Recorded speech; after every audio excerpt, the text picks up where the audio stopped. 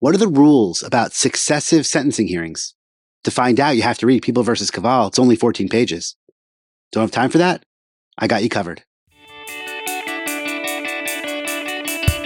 LDR, Too Long Didn't Read, Court of Appeals episode on People versus Kaval, Kaval, which you can find at 2022 New York Slip Opinion 07022, published on December 13th, 2022. Once again, these are episodes where I try to summarize for you in 5 minutes or less Court of Appeals decisions that are important, but maybe too long that you're not going to read it yourself, but they're important to know. This is one where I might be pushing the 5-minute mark. Interesting case, very unusual facts, important case. I'm not sure that the majority got it right. I think the dissent opinion by Wilson may be more correct. We'll talk about it. The facts here are the defendant was convicted, not really important why, for what charge, but at the sentencing part of the proceeding, where the people have an obligation to present their proof in support of whether or not the defendant is a predicate felon or a persistent violent felony offender, or what category the defendant would be with regard to sentencing parameters.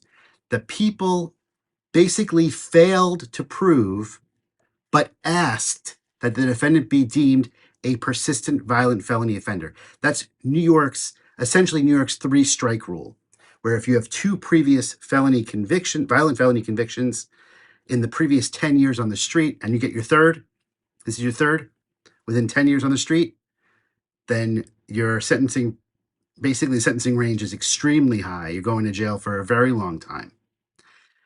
Here, the people failed to show enough tolling, enough of the proof to show that the person was incarcerated for enough period of time to satisfy that 10-year mark.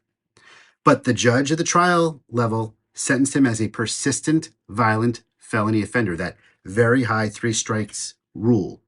It goes to the Appellate Division. They look at the record and say the people really failed to prove sufficient tolling. And they send it back down to the trial level saying, no, he's not a persistent violent felony offender. Resentence him as appropriate. It goes back to the trial level, and here's where it gets interesting. The people come up with more proof.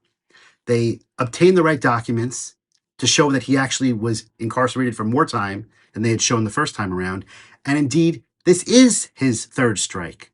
So now they have come up with the right proof to show he really is appropriately sentenced as a persistent violent felony offender. And the judge says, all right, persistent violent felony offender. It gets appealed to the Appellate Division. And here they say, no. The Appellate Division says, we told you he was not a persistent violent felony offender, a PVFO. He's not that. We already told you that. And here they try to send it back to the trial court, but the people appeal to the Court of Appeals. And the Court of Appeals now has to deal with the people failing, the prosecution failing to submit sufficient proof the first time, even though proof existed, they just don't explain why they didn't have it, but coming up with the second time to show the person really is a PVFO.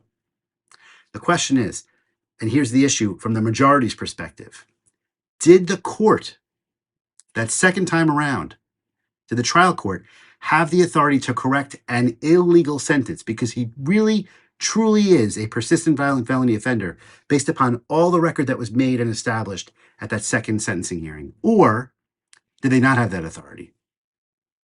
And the majority opinion says yes, the trial court had the authority to correct the illegal sentence. It wouldn't be fair or just or appropriate to sentence the defendant merely as a predicate felon, which is certainly a higher level than being a first offender, but it's much lower than being a PVFO.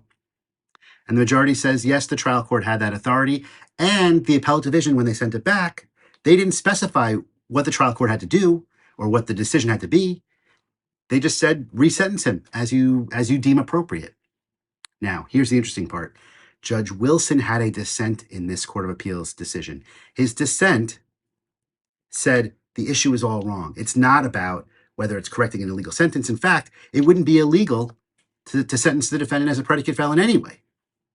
He says the problem here, the issue in this particular case, is not that. The issue is under what standard can the Court of Appeals review an Appellate Division's determination of what their own ruling is, because their ruling was to send it back to the trial division and resentence him as appropriate. But what Judge Wilson says is it wasn't fair to give the people a second chance at the sentencing hearing.